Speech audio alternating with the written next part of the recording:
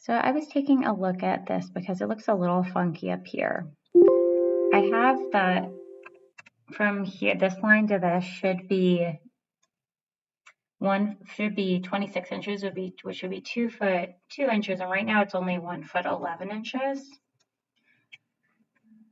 And if I look at this line, if I were to draw a line kind of from the center of this through the middle of that, it kind of looks like it shouldn't touch that corner. Whereas here it's going over that corner. So I think perhaps like this line really should be cheated out a little bit, and that would help bring all of this over. So I think for our purposes, this is probably close enough. If I want to try to get this to be a little bit closer, I can try rotating these things. So let me show you how. I would say, like, if you want to just print where you are, that's fine. And I think this will be close enough for our purposes. But I'm going to show you this quickly. You can decide if you want to try to change it, and then after that you can print. So to try to change this, I'm going to rotate this piece. So I want to click. I'm actually going to delete this, deal with that fixing later. And these lines I want to keep, and I don't want to move them because those should be in the correct spot. I just want to rotate this one out, and I'm going to delete this line for now, these two lines for now. Okay, so I'm going to select those. I think there might be a second line under here. Oh, nope, I'm wrong. So we're good. Okay, so I'm going to select this line, and I'll click on the rotate button. Center of rotation, I'm going to place that right here. I'm going to bring this line out maybe another 4 degrees, just so it's a little bit more that way. So this is all a little bit straighter. What I think is happening is like this curve is going this whole distance, but if you look at our picture, it looks like maybe only part of it curves and then this flattens out earlier. So I think that might be why this is like such an extreme shape, where this should be closer there. So I know that's only 4 degrees, doesn't seem like a big deal, but let's see if that helps at all. So I don't want to move where this is because that should still be our 52 inches. So if I go from, I'm going to tab until I get that corner bead. So I'm going to go to here.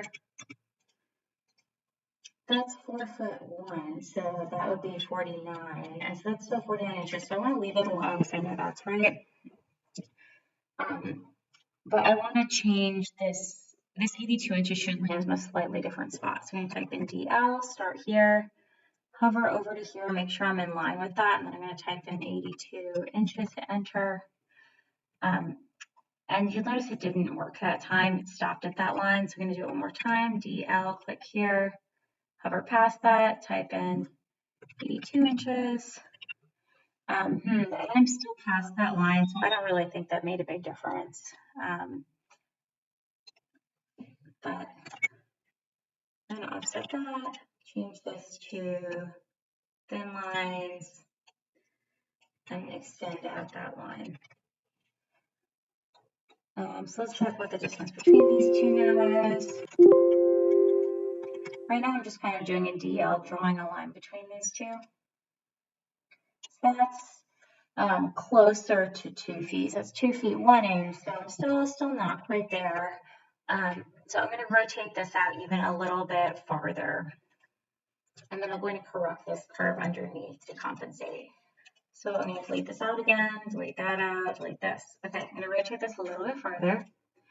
So I'm going to place this here. I'm going to rotate this another 6 degrees. So that's going to be a total of 10 degrees there.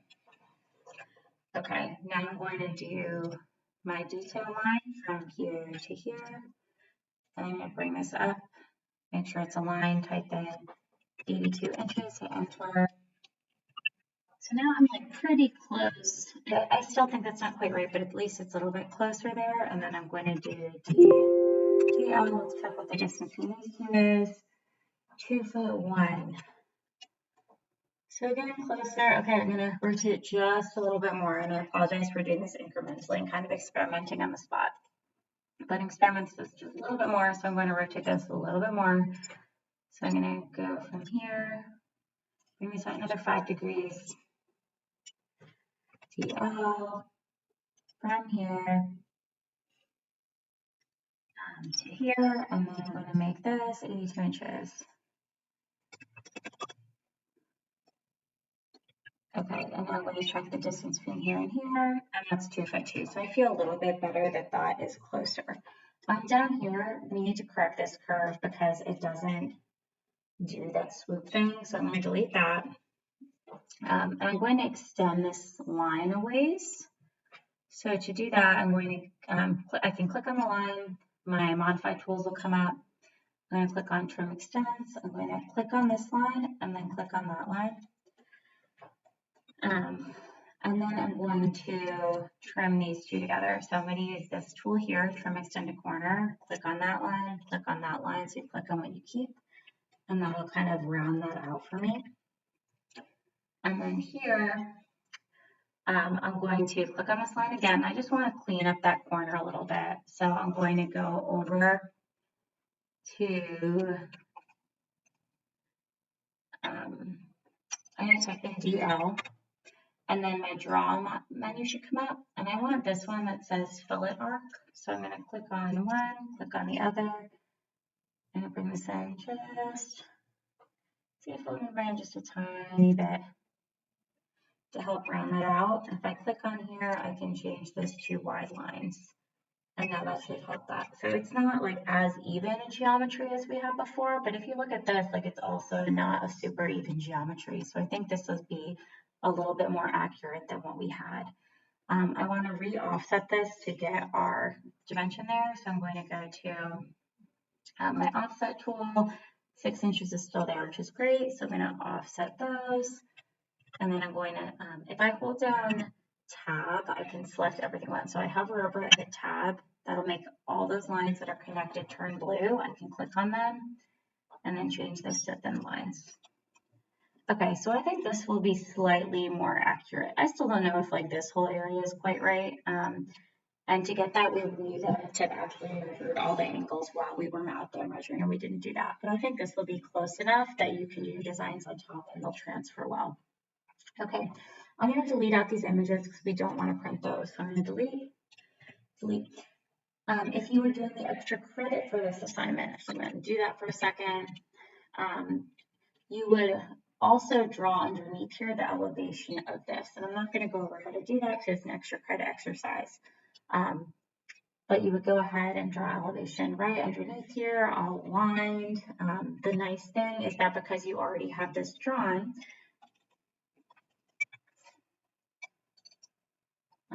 if you were to move, you could move this all up a little bit, move this down, double click.